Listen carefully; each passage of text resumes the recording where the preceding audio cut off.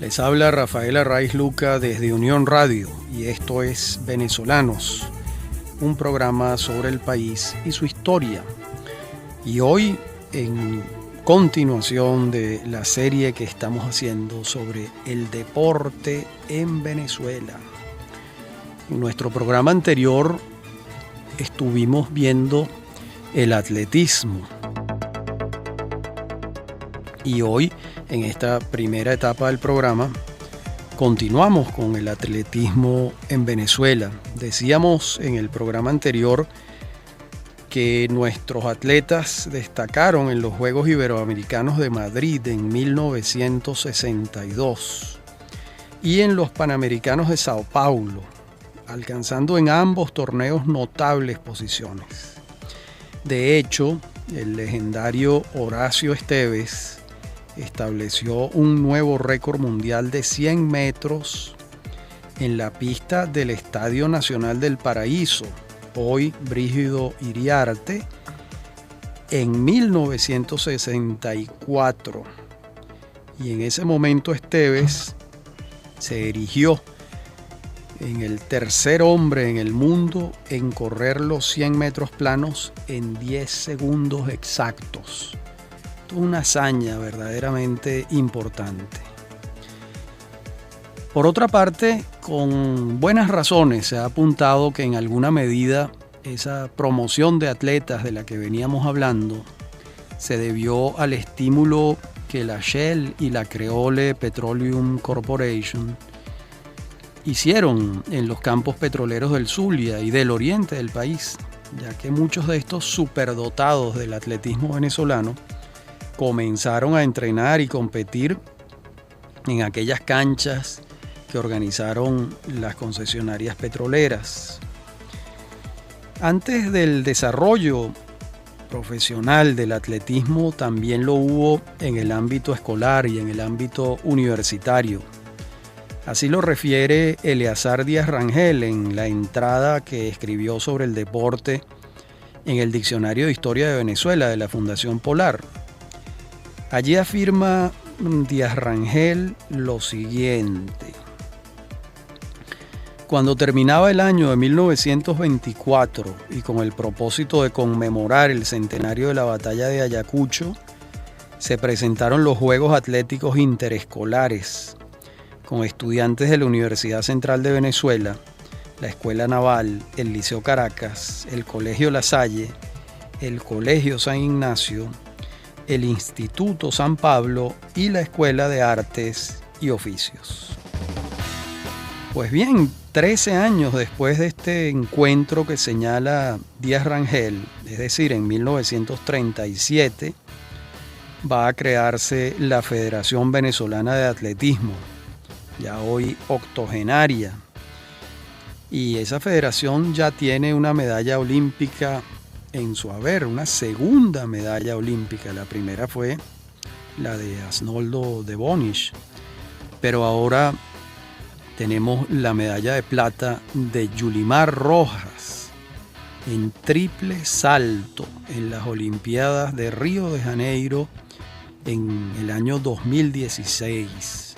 De modo que tenemos la de plata de Yulimar Rojas y la de Arnoldo de Bonich en Helsinki en 1952. El atletismo hasta ahora ha contribuido con 2 medallas olímpicas. Yulimar Rojas nació en 1995 y es aclamada como un fenómeno del atletismo no solo venezolano, del atletismo latinoamericano.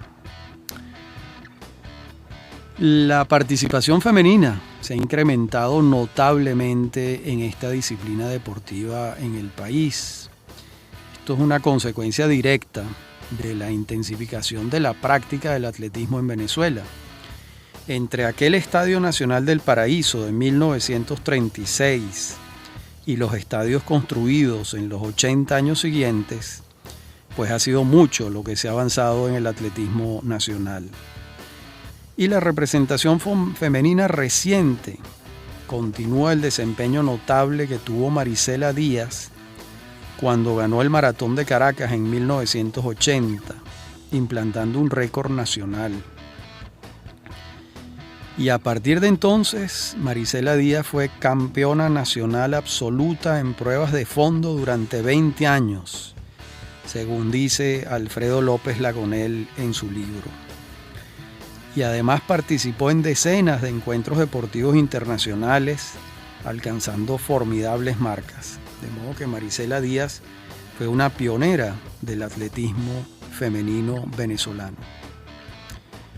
Y recientemente, además de Yulimar Rojas, Robeylis Peinado destaca en salto con garrocha, en especial cuando obtuvo medalla de plata en los Juegos Olímpicos de la Juventud en China el año 2014.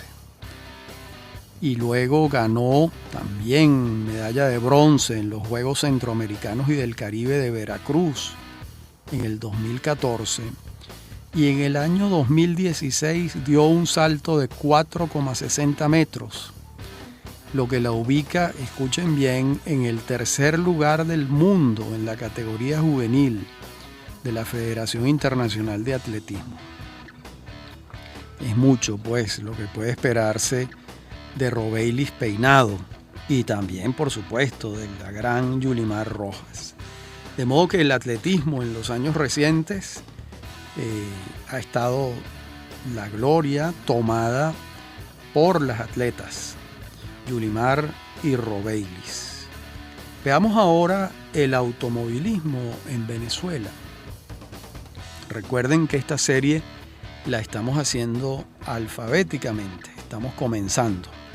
Ajedrez, apnea, atletismo, automovilismo. Vamos a ver primero los orígenes del automovilismo, que van a estar ubicados en Francia y en Italia, los países donde tuvieron lugar las primeras carreras de carros entre 1894 y 1895. Y entonces esos carros, esos automóviles, desarrollaban una velocidad promedia, esto da risa, de 25 kilómetros por hora. Y se dilataban hasta 48 horas en sus recorridos. Hay que recordar que no se trataba de circuitos, sino de trayectos. Los circuitos van a aparecer en el mundo luego. En 1899 tuvo lugar el Tour de Francia y en el año 1900 tuvo lugar el de Gran Bretaña. Este último, el de Gran Bretaña, ese Tour de Gran Bretaña tomaba 15 días en su recorrido. Y ya después damos un salto en el tiempo, porque el primer campeonato mundial de Fórmula 1 se desarrolló en 1950. Y hasta entonces la mayoría de las carreras eran de trayectos, no de circuitos.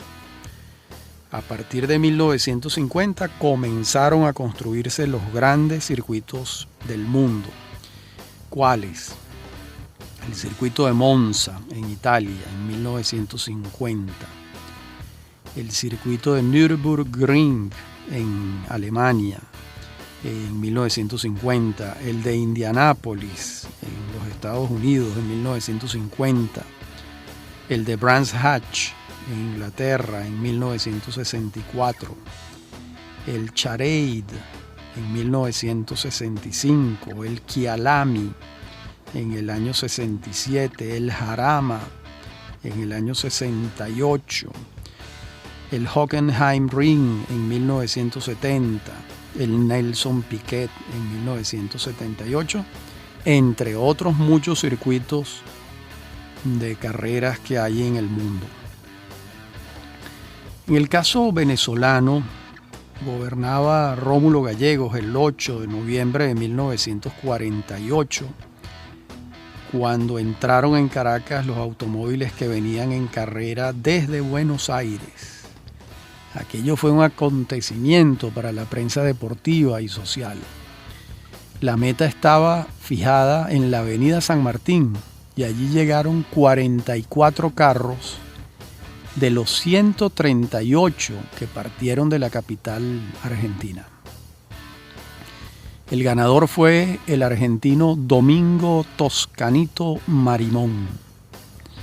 Esta carrera se denominó el Grand Prix de América del Sur y tuvo lugar una sola vez. Y fue la primera que ocurrió en Venezuela. Al año siguiente, el año 1949, se dio la carrera entre Maracaibo y Caracas, disputándose el premio Rafael Urdaneta. Luego se corrieron la Vuelta a Aragua, la Vuelta al Lago de Valencia y la carrera Caracas-La Guaira.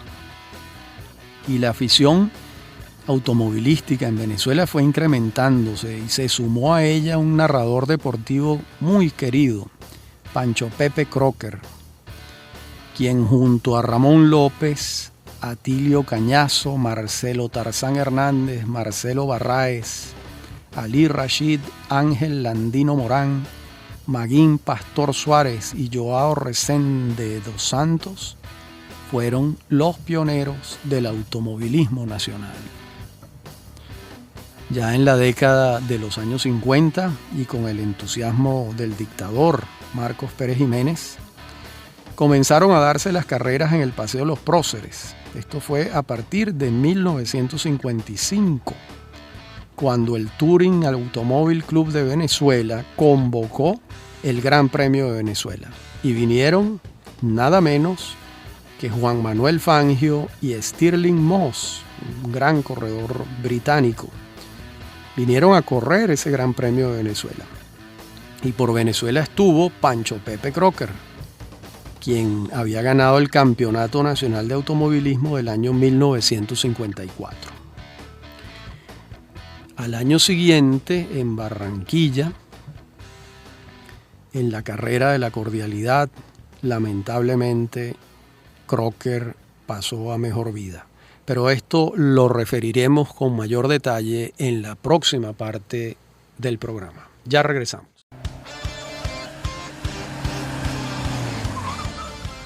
Decíamos en la parte anterior del programa que lamentablemente en una carrera en Barranquilla, Colombia, que se llamaba la Carrera de la Cordialidad, Pancho Pepe Crocker perdió el control del vehículo en una recta y se salió de la pista dando 3 vueltas aparatosas y falleció en el accidente.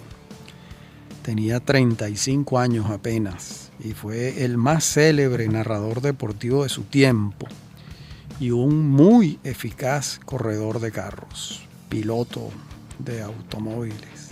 Para entonces, la afición por el automovilismo ya era consistente en Venezuela y a las carreras en el circuito de los Próceres se sumaron las del circuito de Lagunillas, hasta que en 1970 se inauguró el Autódromo Internacional de San Carlos, en Cojedes, gracias a la iniciativa privada. A partir de entonces el país contó con una pista de formidables dimensiones, que no solo ha servido para las competencias, sino para el entrenamiento tanto del automovilismo como del motociclismo, que veremos en su momento. Además, 2 años después, en 1972, se inauguró el Autódromo Internacional de Turagua, Pancho Pepe Crocker. Luego se inauguró el Autódromo Internacional Simón Bolívar de Ciudad Guayana y el Autódromo de la Chinita o Autódromo de los Parisi, como también se le conoce. Todo esto se sumó al incremento de la afición automovilística en Venezuela. De aquella primera generación de pilotos de carreras debemos mencionar a Lino Fallén, a Mauricio Marcotuli, a Francisco Romero, a Armando Pelón Capriles, a Henry Hoyos, a los hermanos Baiz, Mauricio y Fernando, a Roberto Bobby Dennett, a Marcel Abend, a Ernesto Viso, a Winston Chevely y a Juan Cocheza. Esta generación comenzó corriendo en los Próceres y estaba presente en San Carlos y en Turagua en 1970 y 1972, cuando el automovilismo venezolano se puso los pantalones largos. Y la siguiente generación es la de los años 80 y 90, cuando el zuliano Biagio Parisi descolló particularmente. Luego viene otra generación de pilotos que ha tenido la oportunidad de competir fuera del país. Ese ha sido el caso de Rodolfo Speedy González, de Cristian Calvo, de los hermanos Gelbes, de Nelson Canache, de Mauricio Baiz, de los hermanos Cecotto, Jonathan y Johnny Amadeus, los hijos del campeón mundial de motociclismo, el venezolano Johnny Cecotto. También Ernesto José Viso y por supuesto Pastor Maldonado, quien hasta la fecha ha sido el único venezolano en la historia en ganar un premio de Fórmula 1. Maldonado ganó el Gran Premio de España en Barcelona en el año 2012. No hay en el campo internacional ningún otro piloto venezolano que haya llegado más lejos que Maldonado, un maracayero nacido en 1985. Aunque hay que recordar que no fue el primero en competir en Fórmula 1, ya que el pionero en esto fue Johnny Cecotto. No los hijos de Johnny, sino el motociclista. Johnny Cecotto padre debutó en 1983 y llegó a correr en 23 carreras entre el año 83 y el año 84. Y se tuvo que retirar por un accidente en el que se fracturó las dos piernas. Abandonó lamentablemente la Fórmula 1 en 1984 y estuvo varios años compitiendo en otras categorías europeas hasta comienzos del siglo XXI, cuando se concentró en ser el coach, el entrenador de sus hijos, también corredores de automóviles, como hemos dicho antes. En la lista de pilotos destaca muy particularmente la caraqueña Milka Duno, la única piloto venezolana descollante en el panorama de las carreras en los Estados Unidos, a tal punto que en el año 2010 fue elevada al Salón de la Fama del Deporte Latinoamericano Internacional en su edición número 35, siendo la primera venezolana en alcanzar esta distinción. Y fue la primera mujer en la historia de los Estados Unidos en ganar una carrera de orden internacional. Este es entonces el automovilismo en Venezuela, en un muy apretado resumen. Veamos ahora el baloncesto. Y recordemos que es un deporte de reciente creación, porque estamos hablando de finales del siglo XIX. Sus orígenes están suficientemente documentados. El baloncesto fue creado por el instructor deportivo canadiense, radicado en los Estados Unidos, James Naismith, por solicitud del director de un colegio de la IMCA. La IMCA quiere decir Young Men's Christian Association, en Springfield, en Massachusetts. Eso ocurrió en 1891. El origen de esto es que el director del colegio, del plantel, un señor llamado Luther Gulick, necesitaba que en los meses de invierno se pudiese practicar un deporte bajo techo. Él buscaba que los muchachos no pasaran 3 meses del invierno sin jugar ningún deporte, sin practicar algún deporte. Y así fue como Naismith se esmeró en inventar un juego bajo techo, en una cancha pequeña, y esto muy pronto se va a extender por todo el mundo. Fue rapidísimo el efecto expansivo del baloncesto. En Europa va a entrar por Francia en 1903 y allá sigue hacia otros destinos. Va a llegar a Brasil, Argentina y Uruguay en 1899, gracias a los colegios de la IMCA en esos países. Y para las Olimpiadas de 1936, ya el baloncesto estaba aceptado como deporte. Y a Venezuela va a llegar en la década de los años 20 por 3 caminos distintos. ¿Cuáles?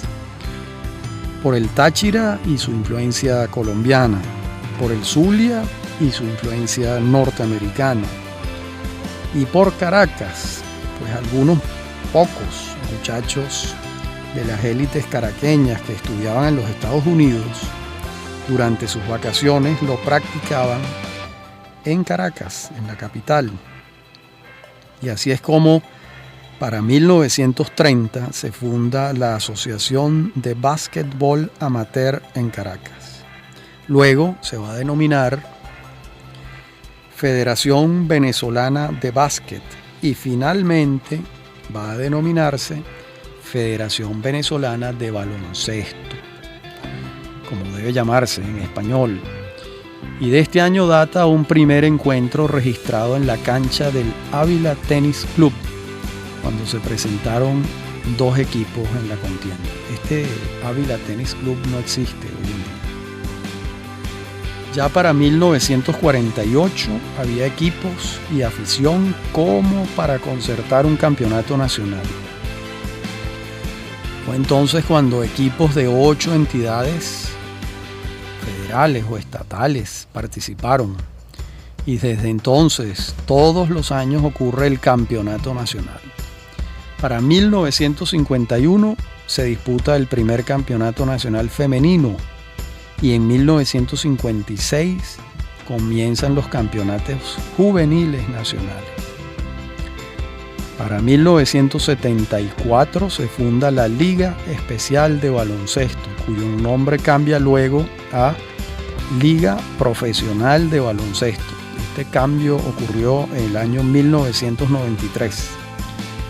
Y hay que decir que todo esto siempre estuvo auspiciado por el presidente de la Federación Venezolana de Baloncesto, el legendario José Veracasa. Veamos ahora los jugadores de aquella primera generación. Traemos el recuerdo de Gastón Portillo, que nació en 1919 y fue integrante de la delegación zuliana en el primer campeonato nacional de baloncesto, ocurrido en el Nuevo Circo de Caracas en 1948. Y Portillo estuvo activo hasta su muerte en 1994. También recordamos a Telmo Romero, nacido en 1925, cuya capacidad encestadora todavía se recuerda como excepcional y alcanzó los máximos números en varias oportunidades. Germán Garrido, nacido en 1924, un deportista múltiple que amó el baloncesto y lo jugó con una gran destreza. Gustavo López, nacido en 1933, un jugador completo con una larga trayectoria. Luisa Alvarado, nacida en 1935, una leyenda del baloncesto nacional, integrante de la selección nacional por 20 años, entre 1951 y 1970. Mauricio Johnson, nacido en 1935, figura central de los campeonatos nacionales de la década de los 50 y los 60. Yubirí González, nacida en 1940 y para muchos la mejor jugadora de baloncesto femenino en la historia del país. Y por supuesto, Car Herrera, nacido en Trinidad en 1966, pero venezolano por su larga trayectoria en el mundo del baloncesto nacional y por haberse criado en la parroquia San José, en Caracas. Car Herrera no solo ha sido una gloria de este deporte, sino que participó en la selección nacional que logró clasificarse para las Olimpiadas. Estos y otras hazañas las veremos en la próxima parte del programa. Ya regresamos. Les decía en la parte anterior del programa que Car Herrera integró esa selección nacional de baloncesto que logró clasificarse para las Olimpiadas. Esto lo hace junto con Iván Olivares y Sam Shepard. Y el año anterior, en 1991, Herrera entró en la Liga Profesional de los Estados Unidos, la NBA, siendo el primer venezolano en lograrlo. Y allí se destacó particularmente. Ahora veamos la hazaña del baloncesto venezolano que ocurrió en 1992, cuando se presentaron en el preolímpico de Portland, en Oregon, y allí alcanzan la medalla de plata. Esto le permitió pasar a jugar en las Olimpiadas de Barcelona en 1992.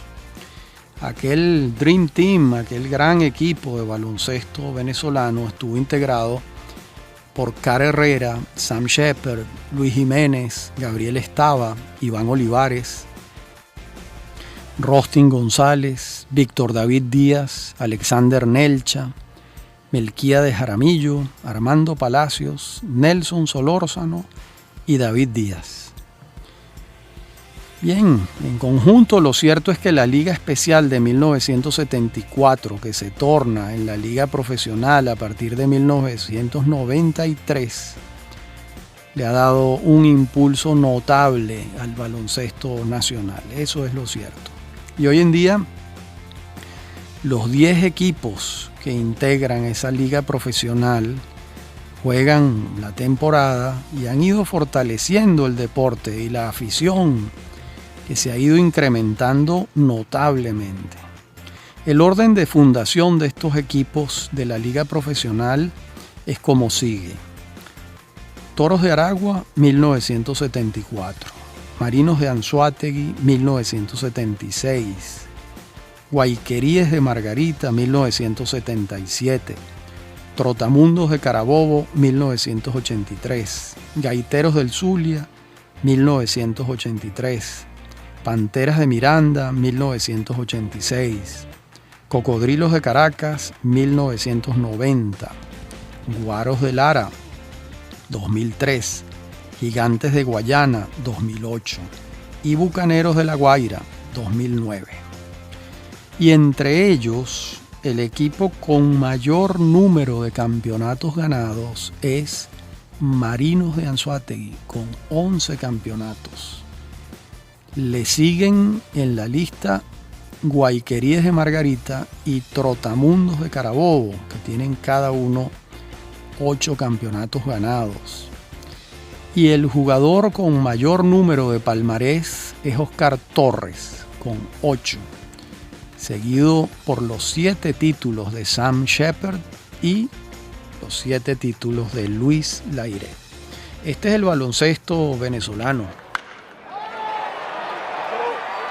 Pasemos ahora a una historia abundante, larga y con enormes éxitos a lo largo de nuestra historia: el béisbol. Veamos primero los orígenes de este deporte y aclaremos que se ha tejido una leyenda que se ha demostrado su falsedad. A ver, la leyenda le atribuye a un general norteamericano, Abner Doubleday, la paternidad del deporte en 1839.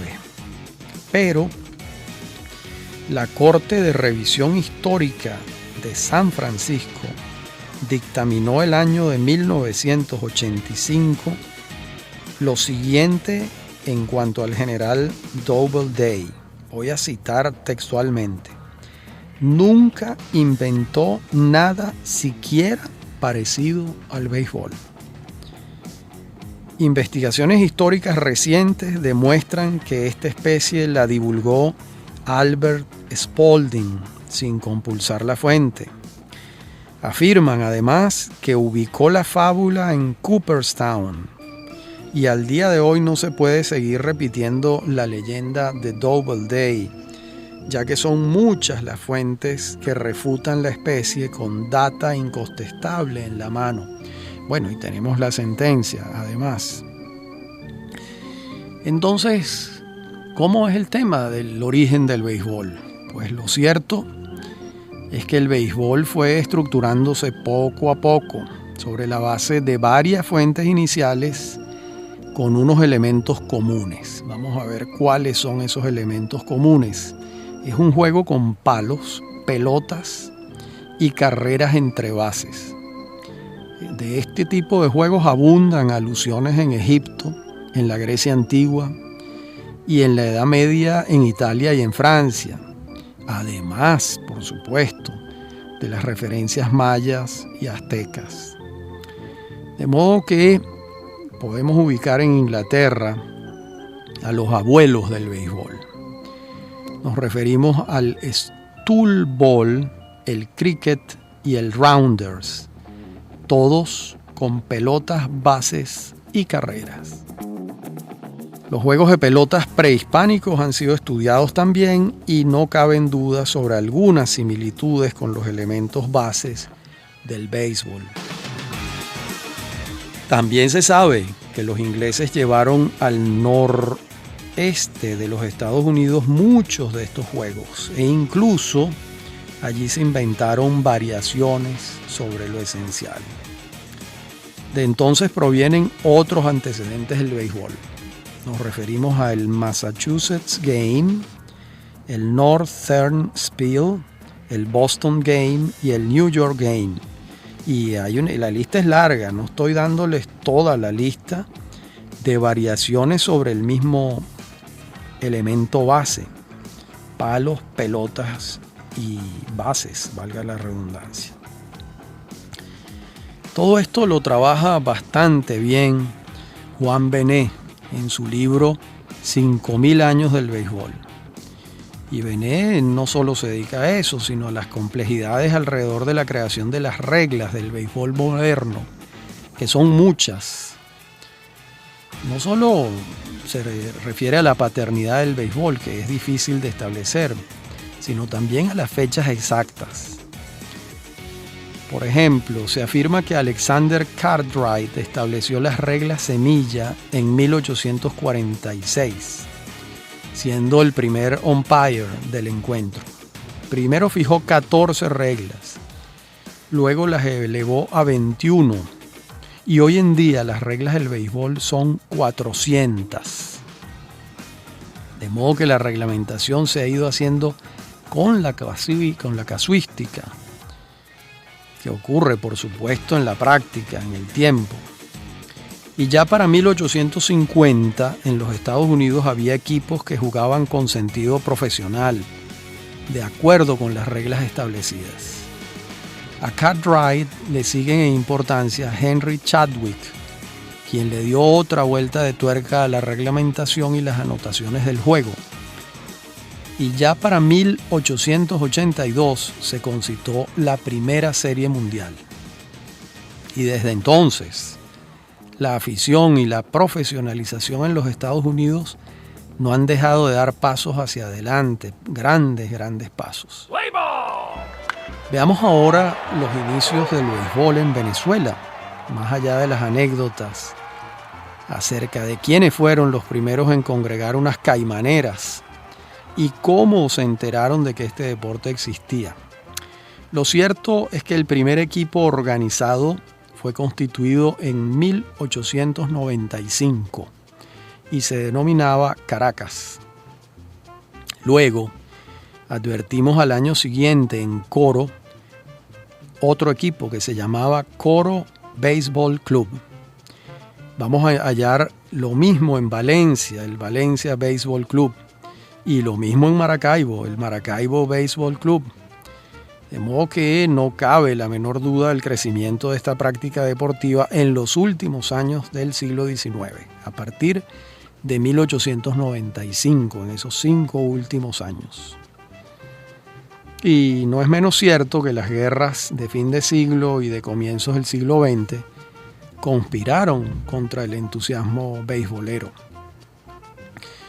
Y será en la primera década del siglo XX cuando se retome el deporte y consta que un equipo reunido por Roberto Todd bajó a La Guaira a jugar con los marineros del buque armado Marieta, que venía a hacer acto de presencia después de que las armadas europeas protagonizaran el bloqueo de nuestros puertos principales. Estamos hablando del año 1902.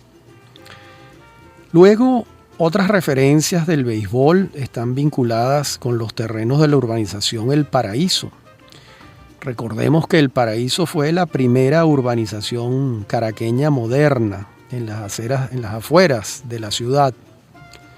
Allí la élite caraqueña construyó sus casas y sus hijos, muchos de ellos estudiantes en los Estados Unidos, jugaban béisbol en las vacaciones de verano.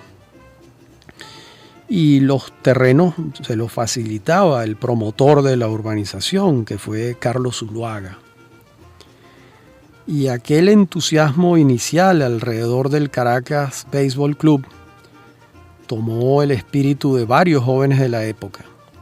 No solo Roberto Todd, sino los hermanos Mosquera, José Antonio y Alfredo, los hermanos Franklin, Amenodoro, Augusto y Emilio, los hermanos Becerra, Francisco y Mariano, los hermanos De Sola, Fred, Frank y Herbert, y Marco Antonio Saluz. Estos son, que sepamos, los primeros practicantes del béisbol organizado, de acuerdo con las reglas y en un campo adecuado para eso. Todas las noticias son de 1895. Como les decíamos antes, y estas de la primera década del siglo XX. Y en la segunda década del siglo XX ya había equipos en La Guaira, Valencia, Margarita y Maracaibo. Y sabemos que el gran empresario y modernizador de Venezuela, William H. Phelps, organizó un campeonato con 4 equipos en Maracaibo el año de 1913. Para el año 1917 se organiza un campeonato en Caracas entre los Samanes y el equipo Girardot, y luego otro entre el equipo Los Samanes y el Independencia de Puerto Cabello. Y este año de 1917 se funda el Magallanes, pero la gripe española es del año siguiente, de 1918, y desaparece el Magallanes y va a resurgir de sus cenizas 10 años después. En la próxima parte del programa seguimos con estos primeros tiempos del béisbol en Venezuela. Ya regresamos.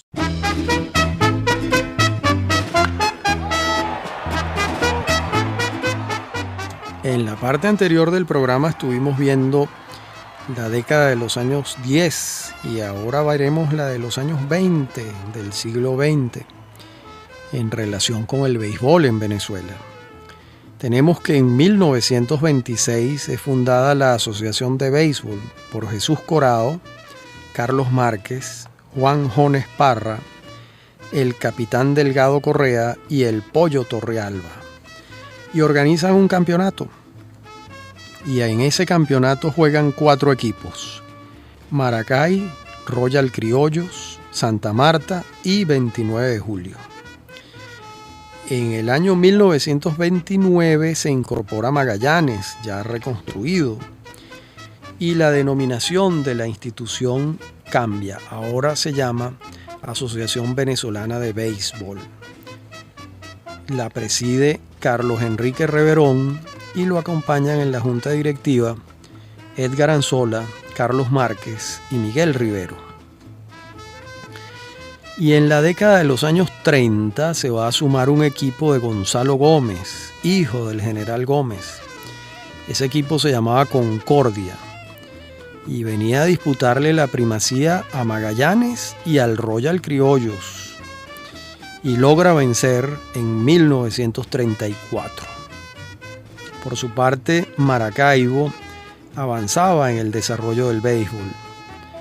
La asociación organizó el béisbol nacional hasta 1945, de modo que le tocó auspiciar el viaje del equipo venezolano a las series mundiales amateur de aquellos años y, naturalmente, vencer en la de 1941, que es un hecho legendario para el béisbol venezolano.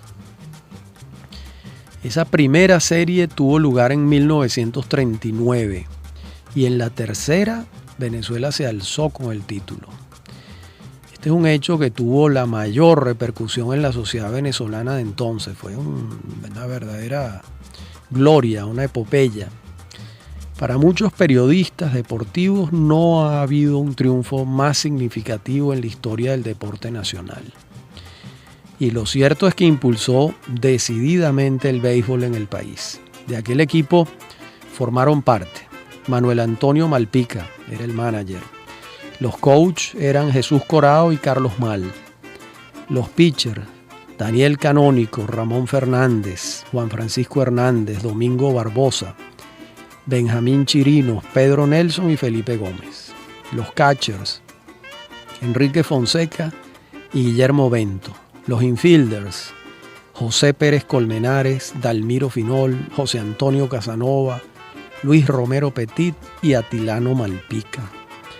Y los outfielders, Héctor Benítez Redondo, Francisco Contreras, Chucho Ramos y Julio Bracho. Y 4 años después, en 1945, Venezuela volvió a ganar la Serie Mundial, pero ya no tuvo el impacto nacional que produjo la primera. Estos triunfos, sin duda, trajeron un gran entusiasmo a la afición por la pelota en Venezuela. Y el 27 de diciembre de 1945 se reunió el Comité Ejecutivo del Béisbol Profesional en una oficina en el centro de Caracas y acordaron que en 1946 tendría lugar la primera temporada del béisbol profesional en Venezuela. ¿Quiénes fueron aquellos fundadores? Juan Antonio Llanes, Martín Tovar Lange, Carlos Labó, Juan Reyetti, Alberto Escanone y Luis Rafael Pimentel. Se integró una junta directiva y ninguno de los propietarios de los 4 equipos la integró. Los equipos, ¿cuáles fueron? Cervecería Caracas, Magallanes, Venezuela y Vargas. Y así fue como se formalizó lo que venía ocurriendo desde 1942, cuando varios de estos equipos comenzaron a rivalizar entre ellos. Muy particularmente en el estadio de San Agustín, que lo había comprado la Cervecería Caracas por iniciativa de su presidente, Martín Tovar Lange. Y a partir de entonces la historia del béisbol en Venezuela fue otra. Veamos ahora, hasta donde podamos hacerlo, la tradición de los equipos de la Liga Profesional del Béisbol Venezolano. La denominación Leones del Caracas surge en 1952, cuando Oscar Prieto Ortiz y Pablo Morales le compran la divisa a Martín Tovar Lange, quien había inscrito como equipo profesional a Cervecería Caracas en el año 46, cuando comenzó la liga. Luego tenemos los Tiburones de La Guaira, que primero se llamaron Santa Marta, y a partir de 1956 el equipo Licoreros de Pampero de Alejandro Hernández. Y Hernández le vende la divisa a José Antonio Casanova en el año 62. Y este se asocia con Pedro Padrón Panza, Manuel Malpica, José Antonio Díaz, Jesús Morales Balarino, Mario Gómez y Pablo Díaz para desarrollar el equipo. Hasta ahora hemos hecho la relación de la propiedad de los Leones del Caracas y de los Tiburones de La Guaira. En nuestro próximo programa trabajaremos eso mismo con todos los otros equipos de la Liga Profesional del Béisbol en Venezuela. Este ha sido, pues, el segundo programa de nuestra serie El Deporte en Venezuela. Y habló para ustedes Rafael Arraiz Luca, desde Unión Radio. Me consiguen en mi correo electrónico rafaelarraiz@hotmail o en Twitter @rafaelarraiz. Me acompañan en la producción Inmaculada Sebastiano y Fernando Camacho, y en la dirección técnica Fernando Camacho. Hasta nuestro próximo encuentro.